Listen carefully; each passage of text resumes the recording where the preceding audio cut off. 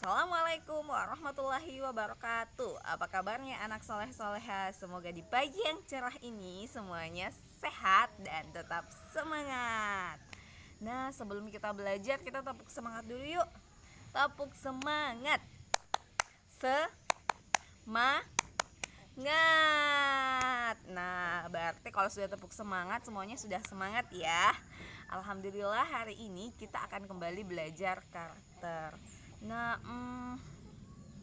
kemarin Bunda sudah mengingatkan beberapa pembelajaran karakter kita tentang sikap sopan santun, kearifan lokal budaya kita ya. Yang pertama adalah penggunaan kata iye sebagai kata ganti iya. Yang kedua, penggunaan kata tabe sebagai kata ganti permisi.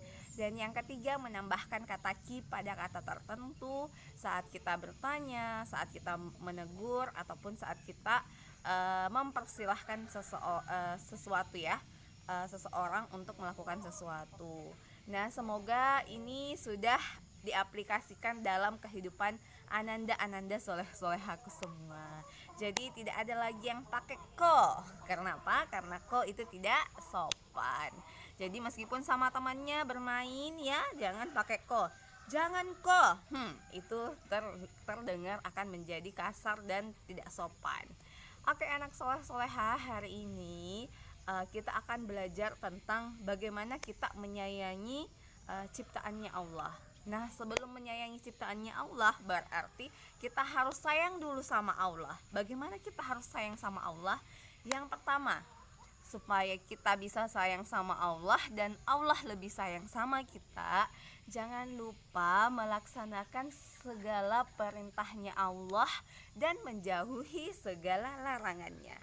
Nah, yang mana itu perintahnya Allah? Terutama kewajiban kita sholat 5 waktu. Jangan lagi ditinggalkan sholat 5 waktunya, karena sholat 5 waktu itu kewajiban. Ketika kalian melakukannya atau melaksanakannya, berarti kalian mendapatkan pahala.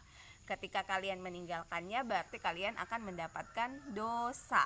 Jadi sholat 5 waktu itu adalah kewajiban kita sebagai umat Islam.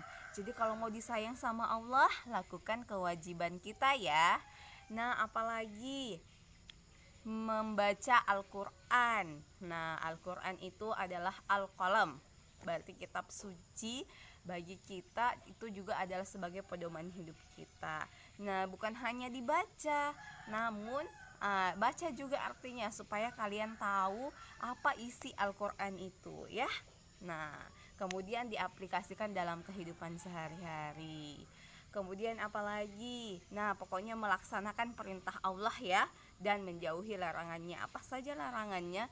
Ya, salah satunya larangannya adalah durhaka kepada orang tua. Kita tidak boleh durhaka kepada orang tua, yang mana termasuk perbuatan kita yang durhaka kepada orang tua, termasuk tadi tidak sopan ya. Tidak sopan sama orang tua itu salah satu perbuatan kita menunjukkan bahwa kita durhaka sama orang tua.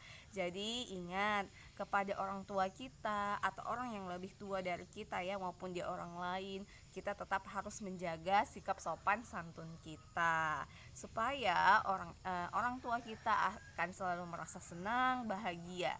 Ingat, ridhonya orang tua adalah ridhonya Allah sama kita. Jadi selalu membuat orang tua tersenyum, selalu membuat orang tua bahagia, patuh dan taat pada orang tua, itu adalah anak yang disayang Allah Subhanahu wa taala. Nah, kali ini Bunda tadi sudah mengingatkan bahwa kita akan belajar contoh-contoh perbuatan menyayangi ciptaan Allah Subhanahu wa taala. Misalnya menyayangi sesama manusia. Karena ada hadisnya ya, anak soleh-soleha. Hadisnya adalah al-muslimu ahul muslim. Sesungguhnya seorang muslim itu saudara bagi muslim lainnya. Nah, meskipun kita tidak saudara kandung, tidak berkeluarga, tetapi kita adalah sesama muslim, berarti kita saudara sesama muslim.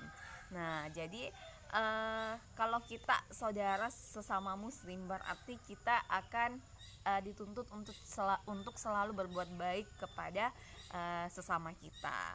Nah, misalnya saja ya, contohnya itu di lingkungan sekolah. Kalian bersama teman-teman kalian itu tidak sama bapak, tidak sama ibu, tidak sama rumah. Tapi ketika kalian sudah ada di lingkungan sekolah, berarti kalian itu adalah saudara semua. Jadi perlakukanlah teman-teman kalian seperti saudara kalian, seperti kalian menyayangi saudara kalian. Jadi bermain seperti bagaimana, ada adab bermain ya, supaya kalian tidak bertengkar. Nah, kemudian apalagi ketika teman kita sakit, jangan lupa dijenguk di rumahnya. Karena kalau orang sakit dijenguk itu ada perasaan bahagia loh, alhamdulillah. Datang temanku menjengukku, berarti dia sayang sama saya. Tuh kan? Jadi ada perasaan bahagia yang muncul ketika kita menjenguk orang yang sakit. Kemudian apalagi ketika dia mendapatkan kesulitan, kita bantulah teman kita. Nah, bukan hanya teman kita ya, tetapi semua orang yang ada di sekitar kita. Jadi teruslah berbuat baik tanpa mengharapkan imbalan, supaya hati kita ini selalu menjadi bahagia dan tenang. Oke, anak soleh soleha, selanjutnya apalagi selain mencintai sesama muslim atau sesama manusia ya, meskipun bukan beragama Islam, tapi kita juga harus menyayanginya. Cukup pertemuan kita hari ini, anak soleh soleha.